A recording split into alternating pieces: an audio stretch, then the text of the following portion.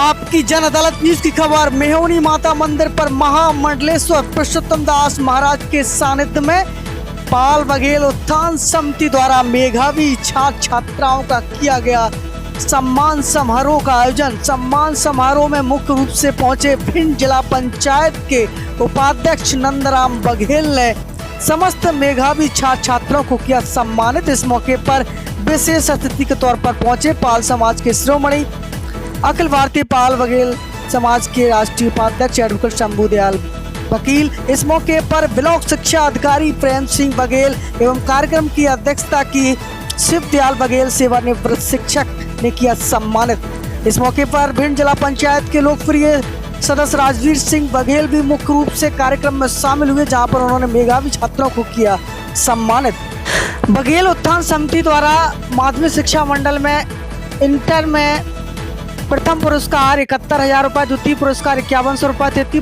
पुरस्कार 3100 रुपये दिया गया। तो वहीं हाई स्कूल में प्रथम पुरस्कार 5100, द्वितीय पुरस्कार 4100, तृतीय पुरस्कार 3100 रुपये प्रदान किया गया है। यह सभी मेधावी छात्र छात्रों को बघेल समाज के लाहौर विधानसभा क्षेत्र के सभी छात्रों को सम्मानित किया गया।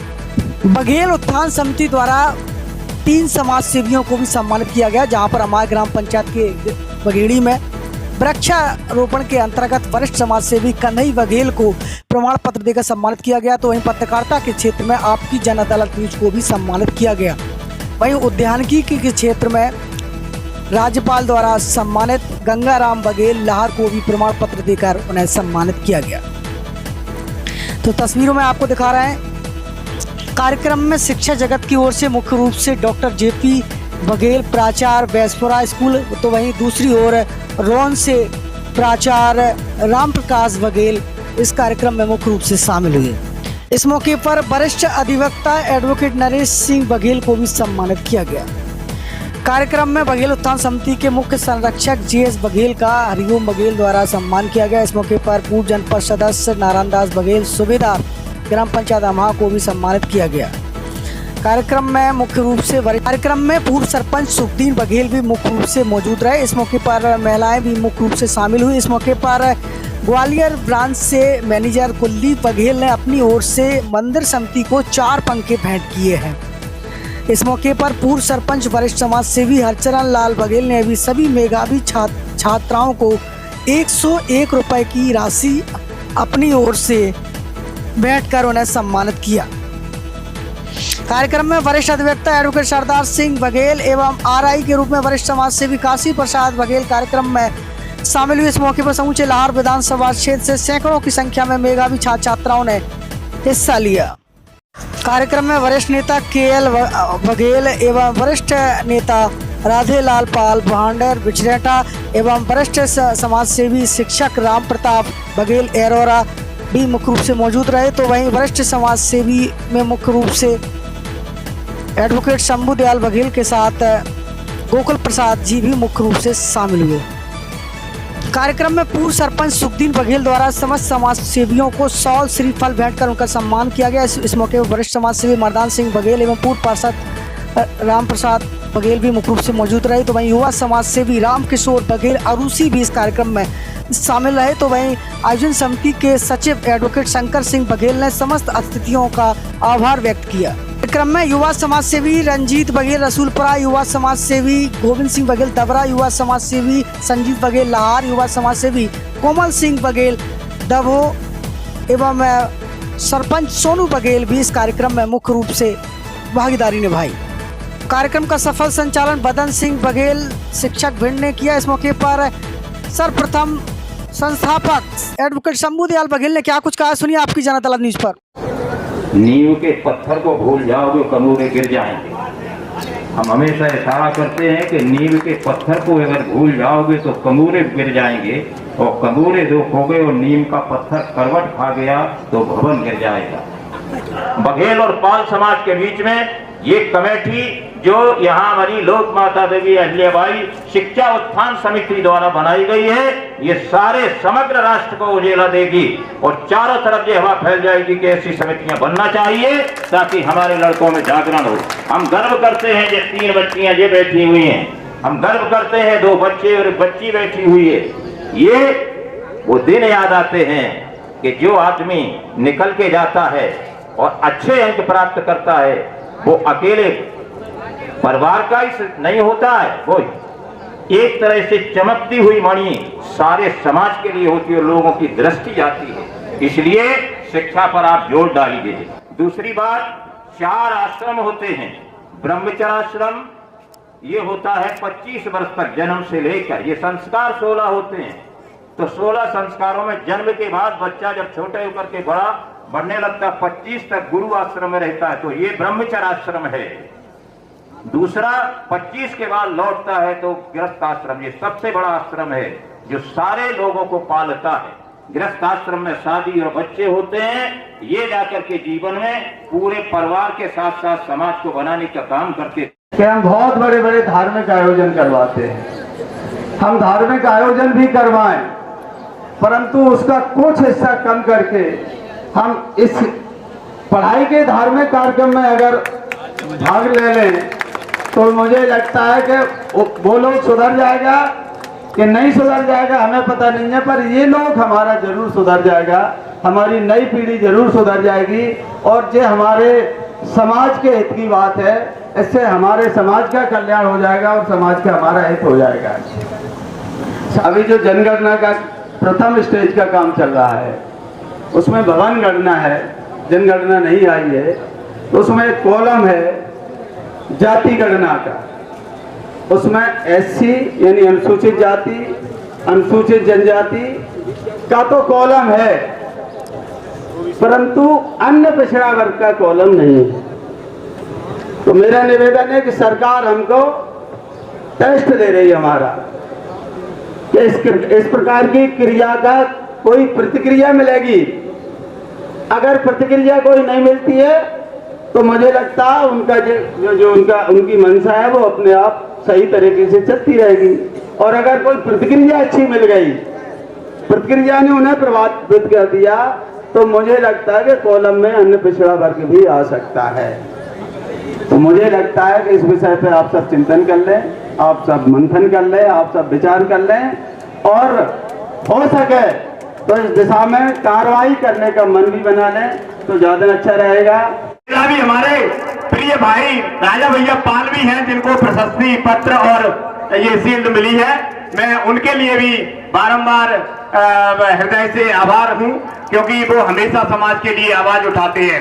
साथियों, आज ये कार्यक्रम जो शिक्षा के प्रति यहाँ पे सजाया गया है, मैं समझता हूँ कि हाई स्कूल और इंटर इनके लिए आज ये प्रशस्ति पत्र का सम्मान का समारोह रखा गया है। हाई स्कूल करने के बाद आपको ये तय करना है कि हमें डॉक्टर बनना है कि इंजीनियर बनना है, हमें इसके बाद हाई स्कूल के बाद आईआईटी करना है कि एमबीबीएस करना है। तो हाई स्कूल के बाद आप तय करेंगे। आप 12th का इंतजार मत करना, क्योंकि 12th में आप जाओगे तो आपको फिर बैक होना पड़ेगा 1 साल के लिए, 2 साल के लिए तैयारी करने के लिए।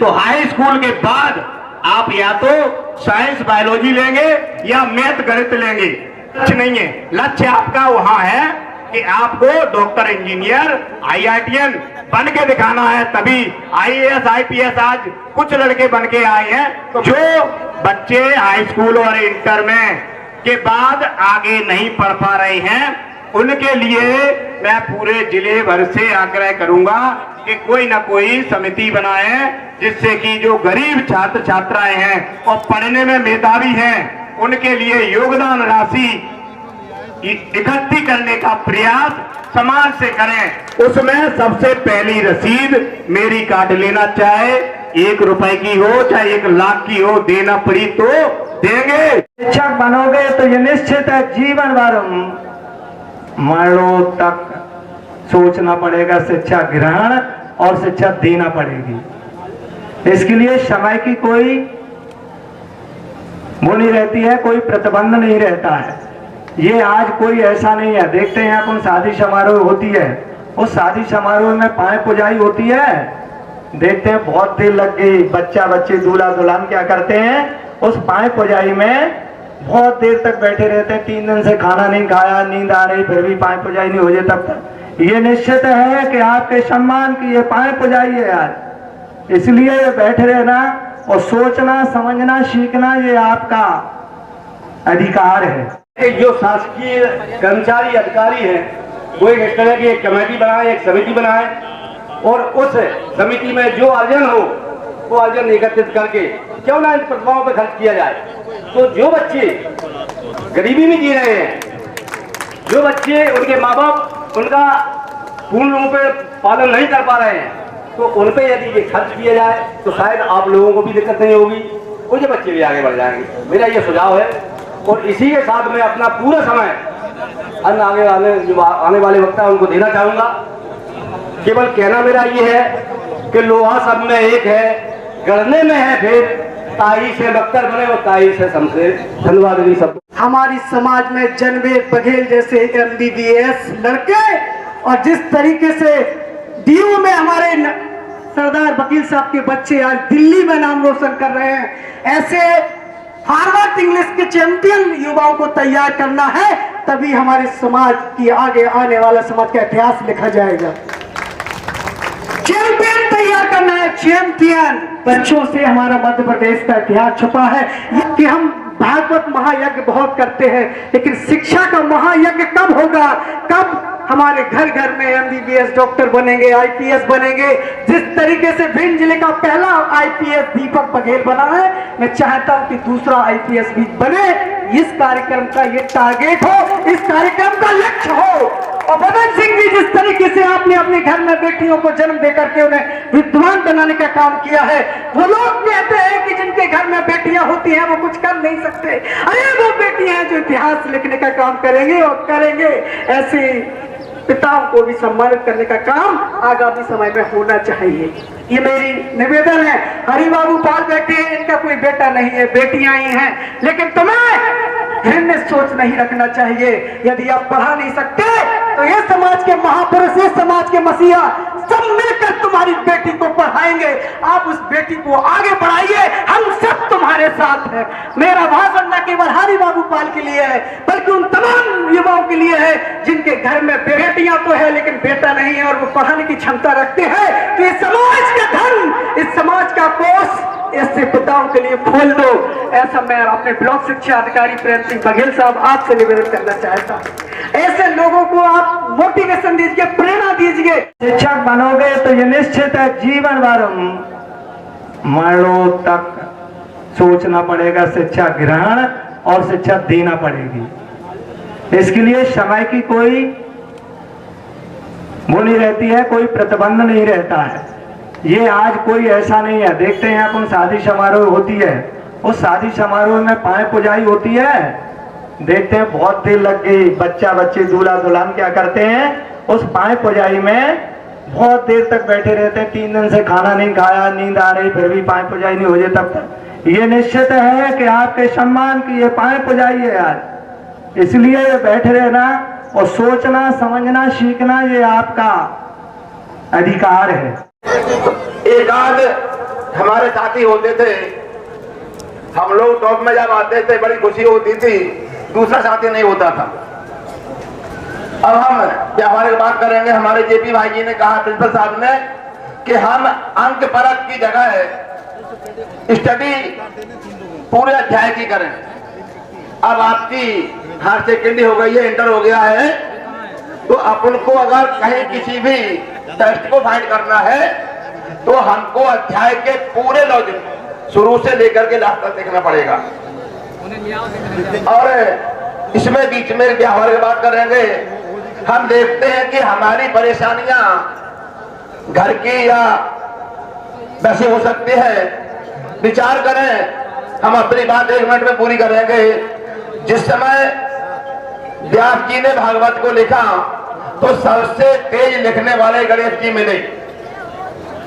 और गणेश जी किन परिस्थितियों में पढ़े, जब वो पिता से मिलने जाते थे तो उनका बाहर चूहा को देख करके सर्प दौड़ता था आधा मिनट, और जब माता जी के पास जाए, माता जी शंकर जी के पास जाए तो उनका नादिया लग जाता था।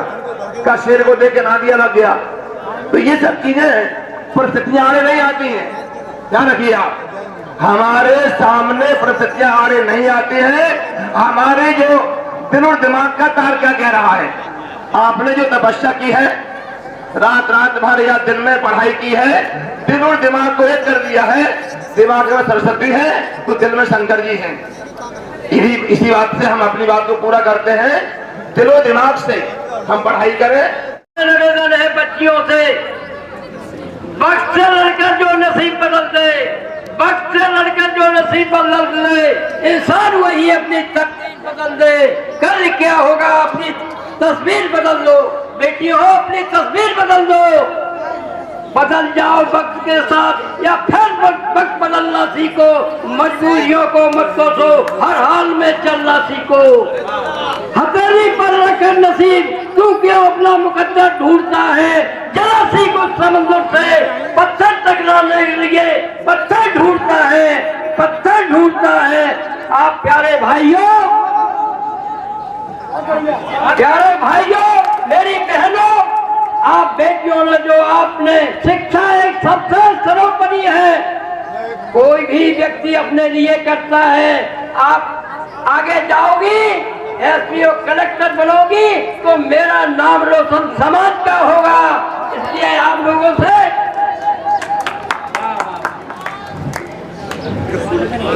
लग चुकी है तरबजीत की, लग चुकी है तरबजीत की, लग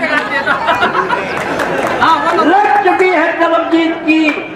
अब तुमको आग में झोंक देंगे। हौसले कहते हैं देखा जाएगा और चेहरा कहता है आपको उजागर कर देगा।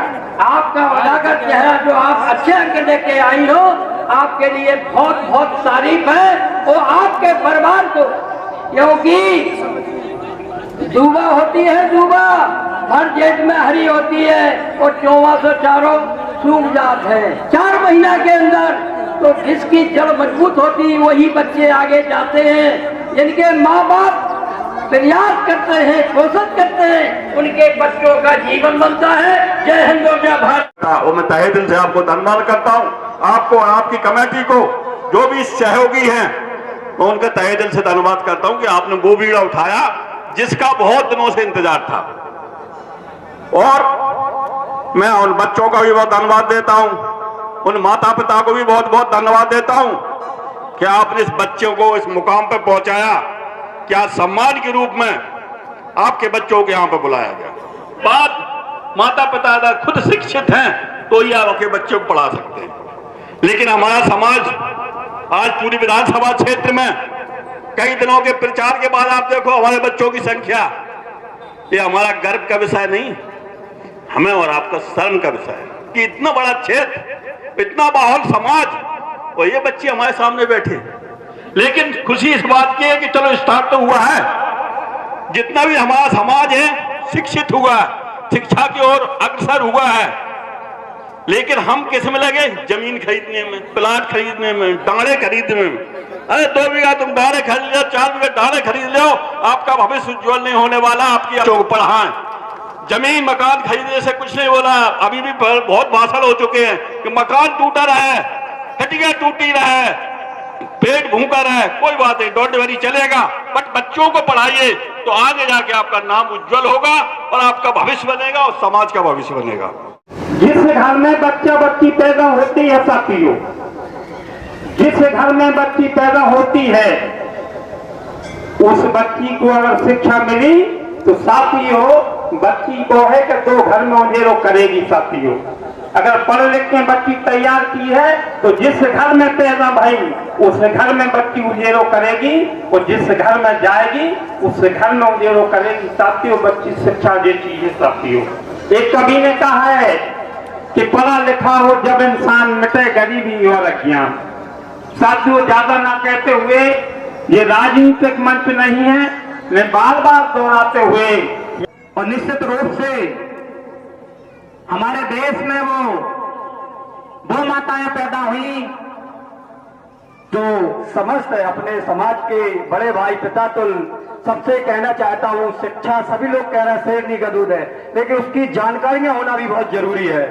तो मैं अमेठी यूनिवर्सिटी पर ड्राइवर पोस्ट पर हूँ 2011 से। तो हमारे यूनिवर्सिटी में हमको बताया जाता है इसमें कोई समाज का प्रतिबंध नहीं है। जिस बच्चे के 90, 92, 96% 12 में आते हैं, इसके बाद जो भी डिग्री बच्चा करना चाहता है तो 30% फीस लगती है। मतलब कोई भी कोर्स कर रहे हैं जिसका एक सेमेस्टर का 1 लाख रुपए है तो आपको मात्र 30,000 रुपए भरना है। 70,000 रुपए हमारी यूनिवर्सिटी आपको माफ करेगी, आपको वजीफा तौर में या जो भी वहाँ की व्यवस्था है वो। अगर इसमें किसी को कोई दिक्कत होती है तो मेरा नाम गोकुल प्रसाद पाल धनगर फेसबुक पर है, इंस्टाग्राम पर है और उसी पर मेरा नंबर है। कभी भी ग्वालियर आए, शिक्षा के बारे में अमेठी यूनिवर्सिटी ग्वालियर मध्य प्रदेश में टॉप पर है।